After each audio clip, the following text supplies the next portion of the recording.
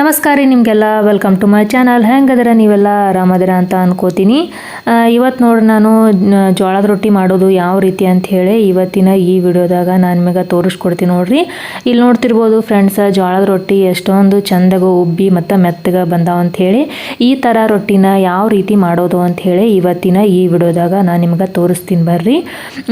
ನಾ ಹೇಳಿದ ಎಲ್ಲ ಮೆಥಡನ್ನು ನೀವು ಫಾಲೋ ಮಾಡೋದ್ರಿಂದ ರೊಟ್ಟಿನ ಕೈಯಿಂದ ತಟ್ಟಾಗಿ ಬರಲಾರ್ದವರು ಕೂಡ ಈಸಿಯಾಗಿ ಕೈಯಿಂದ ತಟ್ಬೋದು ಮತ್ತು ಮೆತ್ತನ ರೊಟ್ಟಿ ಮಾಡ್ಕೋಬೋದು ಫ್ರೆಂಡ್ಸ. ಬನ್ನಿ, ಇಲ್ಲಿ ನಾನು ಮೊದಲಿಗೆ ಜೋಳದ ಹಿಟ್ಟನ್ನು ತೊಗೊಂಡು ಜರಡಿ ಹಿಡ್ಯಾಕತ್ತೀನಿ ನೋಡ್ರಿ, ಸಣ್ಸಾಕತ್ತಿ ನೋಡ್ರಿ ನಾ ಹಿಟ್ಟನ್ನು ತೊಗೊಂಡು. ಅದೇ ರೀತಿ ಫ್ರೆಂಡ್ಸ, ಇಲ್ಲಿ ನಾನು ಹಿಟ್ಟನ್ನು ಸಾಣಿಸ್ಕೊಳಕತ್ತೀನಿ. ಅದೇ ರೀತಿ ಒಲೆ ಮ್ಯಾಗ ನೀರನ್ನು ಕೂಡ ಕಾಯ್ಲಿಕ್ಕಂತ ಹೇಳಿ ಇಟ್ಟೀನಿ. ಅಂದ್ರೆ ಜಿಗಿ ಹಾಕೋಬೇಕು ಫ್ರೆಂಡ್ಸ. ನಾವು ಜೋಳದ ರೊಟ್ಟಿ ಮಾಡೋ ಮುಂದಾಗ ಜಿಗಿ ಹಾಕ್ಕೊಂಡು ಮಾಡಬೇಕು. ಈ ರೀತಿ ಜಿಗಿ ಹಾಕ್ಕೊಂಡು ಮಾಡೋದ್ರಿಂದ ರೊಟ್ಟಿ ಮೂಗೇನು ಸೀಳೋದಿಲ್ಲ, ಅಂದ್ರೆ ದಂಡು ಸೀಳೋದಿಲ್ಲ ಫ್ರೆಂಡ್ಸ. ಅದೇ ರೀತಿ ಸಾಣಿಸ್ಕೊಂಡ್ಬಿಟ್ಟು ಇಲ್ಲಿ ನೋಡ್ರಿ ಒಂದು ಸ್ವಲ್ಪ ಹಿಟ್ಟನ್ನು ತೊಗೊಂಡಿನಿ ನಾನು, ಯಾಕಂದ್ರೆ ರೊಟ್ಟಿಗೆ ಹಚ್ಚಾಕ ಬೇಕಲ್ಲ, ಹಂಗಾಗಿ ಒಂದು ಸ್ವಲ್ಪ ಹಿಟ್ಟನ್ನು ಕೂಡ ನಾನು ಸಾಣಿಸಿದ ಹಿಟ್ಟನ್ನು ತೊಗೊಂಡೆ. ಇಲ್ಲಿ ನೋಡ್ರಿ ಹಿಟ್ಟನ್ನು ಸಾಣಿಸ್ಕೊಂಡಾದ್ಮ್ಯಾಗ ಈ ರೀತಿ ನಡುವೆ ಈ ರೀತಿ ಒಂದು ಸ್ವಲ್ಪ ಬಾವಿ ಥರ ಈ ಥರ ಮಾಡ್ಕೋಬೇಕು ನೋಡ್ರಿ. ಯಾಕಂದ್ರೆ ನಾವು ಇಲ್ಲಿ ಜಿಗಿ ಹಾಕೊಳಕ್ಕೆ ನೀರನ್ನು ಕಾಸ್ಕೊಳಕತ್ತೀವಲ್ರಿ, ಈ ನೀರನ್ನು ಹಾಕಿಬಿಟ್ಟು ಆಮೇಲೆ ಹಿಟ್ಟನ್ನು ನಾವು ಕಲಿಸ್ಕೋಬೇಕು. ಇಲ್ಲಿ ನೋಡ್ರಿ ಕಾದ ನೀರನ್ನು ಈ ರೀತಿ ನಾನು ಬಟ್ಲಕ್ಕೆ ಹಾಕ್ಕೊಂಡು ನೋಡ್ರಿ. ಒಮ್ಮೆಲೆ ಹಂಚನಾಗಿ ನೀರು ಇದ್ರಾಗ ಸುರುಕೊಂಡ್ವಿ ಅಂತಂದ್ರೆ ಪೂರ್ತಿ ಬಂಡಿ ತುಂಬ ಹಾಕ್ಕಾವ ನೋಡ್ರಿ. ಹಾಗಾಗಿ ನಾನು ಇಲ್ಲೊಂದು ಸ್ವಲ್ಪ ಬಟ್ಟಲ್ದಾಗ ಹಾಕೊಂಡ್ಬಿಟ್ಟು ಆಮೇಲೆ ಸ್ವಲ್ಪ ನೀರನ್ನು ಇದಕ್ಕೆ ಹಾಕಿಬಿಟ್ಟು ಜಿಗಿ ಹಾಕೊಳಕತ್ತೀನಿ ನೋಡ್ರಿ. ಇವಾಗ ಈ ರೀತಿ ನಾವು ಹಿಟ್ಟನ್ನು ಚಲೋತ್ನಾಗ ಜಿಗಿ ಹಾಕೊಂಡ್ವಿ ಅಂತಂದ್ರೆ ರೊಟ್ಟಿ ಎಂಬುದು ಮೆತ್ತಗೆ ಮತ್ತು ಚಲೋತ್ನಾಗ ದಂಡಿ ಸೀಳಾರ್ದೆ ಚಲೋತ್ನಾಗ ಬರ್ತಾವೆ ನೋಡ್ರಿ. ರೊಟ್ಟಿ ಮಾಡಕ್ಕೆ ಬರಲಾರ್ದವರು ಕೂಡ ಈ ರೀತಿ ಜಿಗಿ ಹಾಕ್ಕೊಂಡು ಜೋಳದ ರೊಟ್ಟಿನ ಮಾಡೋದ್ರಿಂದ ಮೆತ್ತಗೆ ರೊಟ್ಟಿ ಅಕ್ಕಾವ ನೋಡ್ರಿ. ಹಂಗೆ ದಂಡಿ ಎಂಬುದು ಒಟ್ಟ ಸಿಗೋದಿಲ್ಲ. ಈ ರೀತಿ ಜಿಗಿ ನೀರನ್ನು ಎಲ್ಲ ಪೂರ್ತಿ ಹಿಟ್ಟಿನ ತುಂಬ ಹಾಕೊಂಡ್ಬಿಟ್ಟು ಮೊದಲಿಗೆ ಈ ರೀತಿ ಎರಡು ಕೈಯಿಂದ ನಾವು ನೀಟಾಗಿ ಕಲಿಸ್ಕೋಬೇಕು ನೋಡ್ರಿ. ಈ ರೀತಿ ಒತ್ತೆಗೆ ಹಿಟ್ಟನ್ನು ಅಂದರೆ ಜಿಗಿ ನೀರನ್ನು ಹಾಕೊಂಡ್ಬಿಟ್ಟು ಕಲಿಸಿದ್ವಿ ಅಂತಂದ್ರೆ ಹಿಟ್ಟಿಗೆ ಜಿಗಿ ಬರ್ತದೆ. ಹಿಟ್ಟಿಗೆ ಜಿಗಿ ಬತ್ತು ಅಂತಂದ್ರೆ ರೊಟ್ಟಿ ಚಲೋತ್ನಾಗ ಹಾಕ್ಕಾವ ನೋಡ್ರಿ. ಈ ರೀತಿ ನಾವು ಜಿಗಿ ಹಾಕೊಂಡಾದ್ಮ್ಯಾಗ ಆ ನಂತರ ನಾವು ತಣ್ಣೀರನ್ನು ತೊಗೋಬೇಕು ನೋಡ್ರಿ. ತಣ್ಣೀರನ್ನು ತೊಗೊಂಡ್ಬಿಟ್ಟು ಈ ರೀತಿ ಸ್ವಲ್ಪ ಈ ನೀರನ್ನು ಈ ರೀತಿ ಚಿಮ್ಕಿಸ್ಕೊಂಡ್ಬಿಟ್ಟು ನಾವು ಈ ರೀತಿ ಹಿಟ್ಟನ್ನು ನಾವು ಎರಡೂ ಕೈಯಿಂದ ಚಲೋ ಹೊತ್ನಾಗ ನಾದಬೇಕು ನೋಡ್ರಿ. ನಾವು ಹಿಟ್ಟನ್ನು ಎಷ್ಟು ಚಲೋ ನಾದ್ತೇವಲ್ಲ ಅಷ್ಟು ಚಲೋ ಹೊತ್ನಾಗ ರೊಟ್ಟಿ ಬರ್ತಾವೆ ನೋಡ್ರಿ. ನೋಡ್ತಿರ್ಬೋದು ಈ ರೀತಿ ಕೈಯಿಂದ ಒತ್ತಾಗ ಪ್ರೆಸ್ ಮಾಡಿಬಿಟ್ಟು ನಾವು ಹಿಟ್ಟನ್ನು ನಾದಬೇಕು ನೋಡ್ರಿ. ಈ ರೀತಿ ನಾವು ಹಿಟ್ಟನ್ನು ನಾದ್ಕೊಂಡ್ಬಿಟ್ಟು ಜೋಳದ ರೊಟ್ಟಿನ ನಾವು ಮಾಡಿದ್ವಿ ಅಂತಂದ್ರೆ ಮಾಡಕ್ಕೆ ಬರಲಾರ್ದವರು ಕೂಡ ರೊಟ್ಟಿನ ಚಲೋತ್ನಾಗ ಮಾಡ್ಬೋದು ನೋಡ್ರಿ.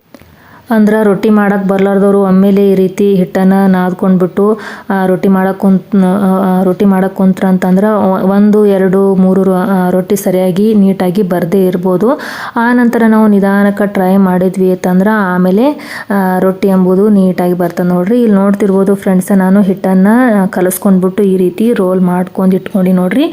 ಆಮೇಲೆ ನನಗೆ ಅಂದರೆ ನಾನು ರೊಟ್ಟಿ ಅಳತಿ ಎಷ್ಟು ದೊಡ್ಡದು ಮಾಡ್ತೀನಿ ಎಷ್ಟು ತೆಳು ಮಾಡ್ತೀನಲ್ಲ ಅಷ್ಟು ಪ್ರಮಾಣದಾಗ ಹಿಟ್ಟನ್ನು ತೊಗೊಂಡ್ಬಿಟ್ಟು ರೊಟ್ಟಿ ಮಾಡ್ತೀನಿ ನೋಡ್ರಿ. ಇಲ್ಲಿ ರೊಟ್ಟಿಗೆ ಹಚ್ಚಾಕಂತ ಹೇಳಿ ನೀರನ್ನು ಕೂಡ ನಾನು ಹಾಕಿಟ್ಕೊಂಡಿನಿ. ಇಲ್ಲಿ ನೋಡ್ತಿರ್ಬೋದು ಫ್ರೆಂಡ್ಸ, ನಾನು ಇಷ್ಟು ಹಿಟ್ಟನ್ನು ತೊಗೊಂಡಿನಿ. ಇನ್ನೂ ನಿಮ್ಗೆ ರೊಟ್ಟಿ ದೊಡ್ಡದು ಬೇಕಂತಂದ್ರೆ ಮತ್ತಿನ್ನೊಂದು ಸ್ವಲ್ಪ ಜಾಸ್ತಿ ಹಿಟ್ಟನ್ನು ತೊಗೋಬೋದು. ಈ ರೀತಿ ನಾವು ಈ ರೀತಿ ಹಿಟ್ಟನ್ನು ಮೊದಲಿಗೆ ಈ ರೀತಿ ಬಂಡಿಗೆಲ್ಲ ಈ ರೀತಿ ಮಾಡಿಬಿಟ್ಟು ಆನಂತರ ಜೋಳದ ಹಿಟ್ಟನ್ನು ಈ ರೀತಿ ತಳಕ್ಕೆ ಹಾಕ್ಬಿಟ್ಟು ನಿಧಾನಕ್ಕೆ ಕೈಯಿಂದ ತಟ್ಟಬೇಕು ನೋಡ್ರಿ. ಮೊದಲಿಗೆ ಈ ರೀತಿ ನಾವು ಒಂದೇ ಕೈಯಿಂದ ನಾವು ರೊಟ್ಟಿನ ಬಡಿಬೇಕಾಗತ್ತಾ. ಆ ನಂತರ ನಾವು ಸ್ವಲ್ಪ ರೊಟ್ಟಿ ದೊಡ್ಡದಾದಂಗೆ ಆ ನಂತರ ಎರಡು ಕೈಯನ್ನು ಬಳಸ್ಕೊಂಡ್ಬಿಟ್ಟು ನಾವು ರೊಟ್ಟಿನ ಮಾಡ್ಬೋದು ನೋಡ್ರಿ. ಮೊದಲಿಗೆ ನಿಮ್ಮ ಮಾಡೋಕ್ಕೆ ಬರಲಾರ್ದವರು ಅಂದ್ರೆ ಒಂದು ಸ್ವಲ್ಪ ಕಷ್ಟ ಆಗ್ಬೋದು. 1, 2 ರೊಟ್ಟಿ ಒಂದು ಸ್ವಲ್ಪ ಮೂಗು ಸೀಳ್ಬೋದು ಮತ್ತು ಸ್ವಲ್ಪ ಕಷ್ಟ ಆಗ್ಬೋದು. ಆನಂತರ ನಾವು ದಿನಾಲೂ ಮಾಡ್ಕೋತಾ ಹೋದ್ವಿ ಅಂತಂದ್ರೆ ಈಸಿಯಾಗಿ ಕೈಯಿಂದ ತಟ್ಟಕ್ಕೆ ಬರ್ತದೆ ನೋಡ್ರಿ. ಮೊದಲಿಗೆ ನನಗೂ ಕೂಡ ಅಷ್ಟೊಂದು ಕೈಯಿಂದ ತಟ್ಟಕ್ಕೆ ಬರ್ತಿದ್ದಿಲ್ಲ.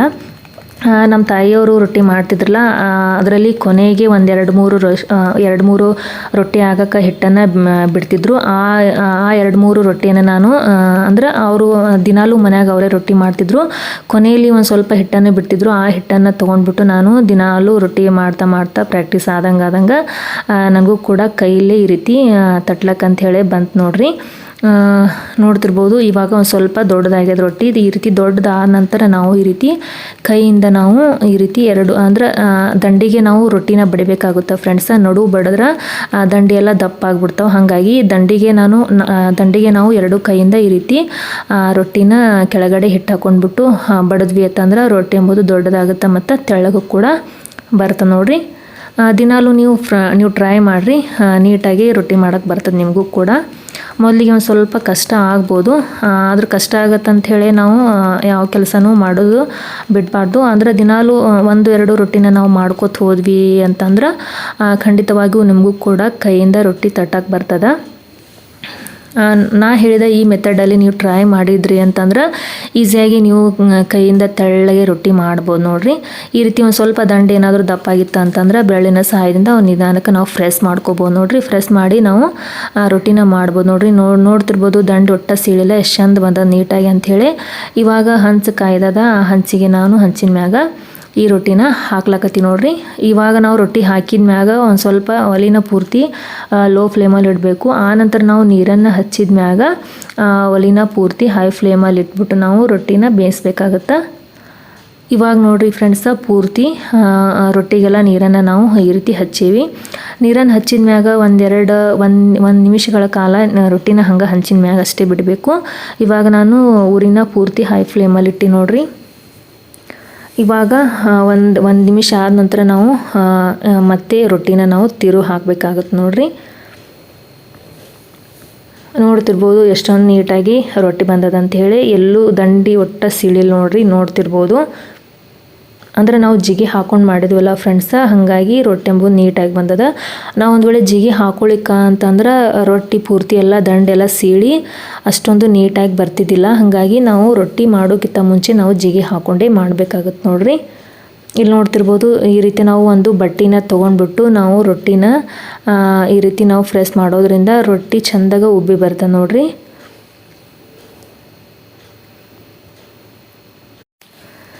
ಈ ಜೋಳದ ರೊಟ್ಟಿನ ನಮ್ಮ ಉತ್ತರ ಕರ್ನಾಟಕದ ಪ್ರತಿ ಮನೆಯೊಳಗೂ ಮಾಡುವ ಸರ್ವೇ ಸಾಮಾನ್ಯವಾದ ಒಂದು ಅಡುಗೆ ಅಂತ ಹೇಳ್ಬೋದು ಫ್ರೆಂಡ್ಸ. ಈ ಜೋಳದ ರೊಟ್ಟಿ ಜೊತೆ ನಾವು ಯಾವುದೇ ಪಲ್ಯನ ನಾವು ಮಾಡಿಕೊಂಡು ತಿಂದರೂ ಕೂಡ ರೊಟ್ಟಿ ರುಚಿನೇ ಬೇರೆ ಫ್ರೆಂಡ್ಸ. ನೀವು ಕೂಡ ಒಮ್ಮೆ ಈ ಜೋಳದ ರೊಟ್ಟಿನ ಮಾಡಿ ಸವಿಬಹುದು. ಈ ರೊಟ್ಟಿ ಜೊತೆ ಮತ್ತು ಚಟ್ನಿಯನ್ನು ಕೂಡ ಈ ರೊಟ್ಟಿ ಒಳಗೆ ಚಲೋ ಅನ್ನಿಸ್ತದೆ ನೋಡ್ರಿ.